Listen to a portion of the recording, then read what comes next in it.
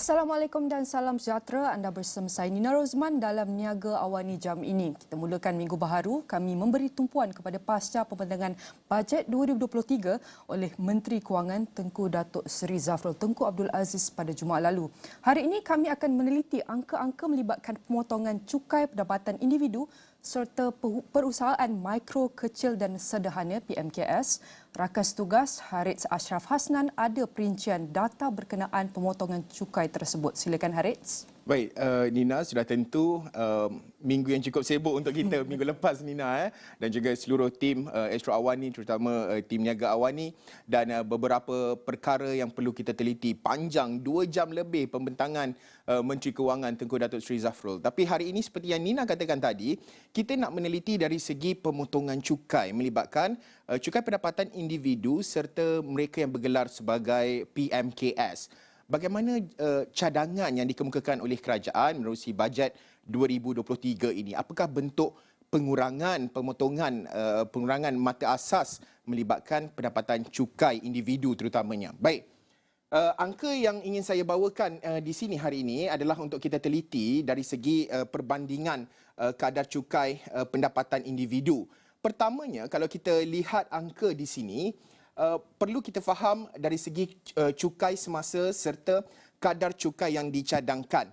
Baik, mengapa saya mengatakan bahawa ianya merupakan kadar cukai dicadangkan?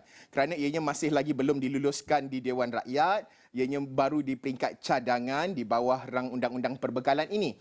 Baik, kadar cukai semasa kalau kita teliti di sini melibatkan 3 kelompok pertama pendapatan bercukai daripada sifar sehingga ke 50,000 di sini. Jika anda teliti, angka ataupun pemotongannya adalah secara berkala ataupun berperingkat yang telah pun ditetapkan sebelum ini, iaitu 1%, 3% dan juga 8%. Namun perubahan besar ataupun drastik dapat kita lihat menerusi cadangan yang dikemukakan oleh Kementerian Kewangan ataupun kerajaan menerusi bajet 2023, iaitu 13% di sini, iaitu melibatkan pendapatan bercukai RM50,001 sehingga ke RM70,000 dengan daripada semasa 13% diturunkan kepada 11%. Ini angka cadangan yang dikemukakan oleh kerajaan menerusi bajet 2023. Kemudian RM70,000 sehingga RM100,000 pendapatan bercukai, iaitu 21% di sini. Pada ketika ini diturunkan 2 mata kepada 19%. Dan selain daripada itu, antara yang turut berubah di sini adalah daripada individu berpendapatan RM250,000 sehingga RM400,000, 24.5 dinaikkan kepada 25.5 mata. Dan sudah tentu kalau kita nak meneliti perkara ini, hasil kerajaan secara jelasnya ianya akan merosot. Dan sebelum ini ramai yang menyatakan bahawa M40 ni tak dapat apa-apa ke? Apa sebenarnya manfaat kepada M40 menerusi bajet? Dan ini antara inisiatif yang dilakukan oleh Kementerian Kewangan, penurunan kadar cukai melibatkan terutamanya dalam kelompok M40 di sini. Baik. Kalau kita nak bandingkan, kalau kita dari segi penjimatan lah, kalau kita nak teliti antara angka yang disebut oleh Kementerian Kewangan. Jika boleh saya zoom sikit di sini. Okey, pertamanya. Daripada sifar sehingga 5,000 dan kemudian dalam kelompok seterusnya 3,000, 35,000 sehingga 50,000 di sini tiada sebarang perubahan. Baik, yang ada 2 star dotted di sini maksudnya tiada sebarang perubahan yang berlaku.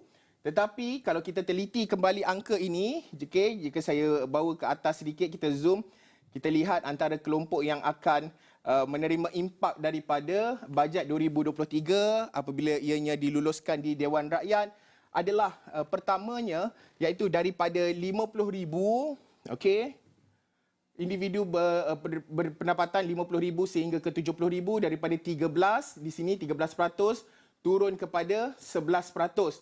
Baik, antara angka penjimatannya adalah sekitar RM400.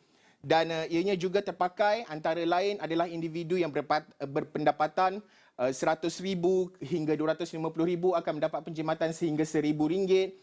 Termasuklah selain daripada itu 400,000 sehingga ke lebih daripada 2 juta adalah sekitar dalam RM250.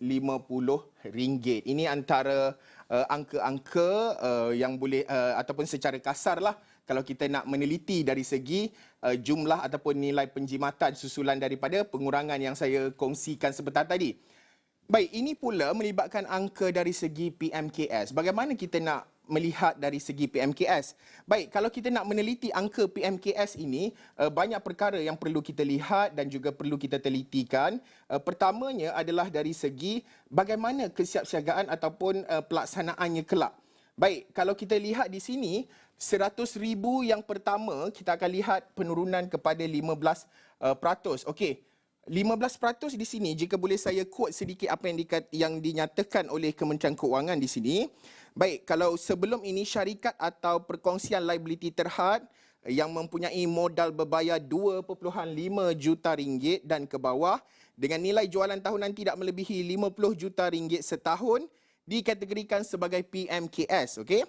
Dan antara cadangan baharu kerajaan, jika saya quote apa yang dinyatakan oleh Kementerian Keuangan ini, bagi meningkatkan daya saing PMKS dan menggalakkan pertumbuhan ekonomi negara, dicadangkan kadar cukai ke atas pendapatan bercukai bagi 100,000. Baik, di sini 100,000 yang pertama ada potongan cukai sebanyak 15%. Sebelum ini adalah 17%. Dan pemotongan ini ada daripada 100,000 sehingga ke 600,000 dan 600,000 yang seterusnya akan dikenakan cukai iaitu 24% di sini. Dan yang sudah tentu ianya dilihat akan meningkatkan daya saing dalam kalangan PMKS di mana sebelum ini daripada 17% diturunkan kepada 15% iaitu 2 mata peratusan.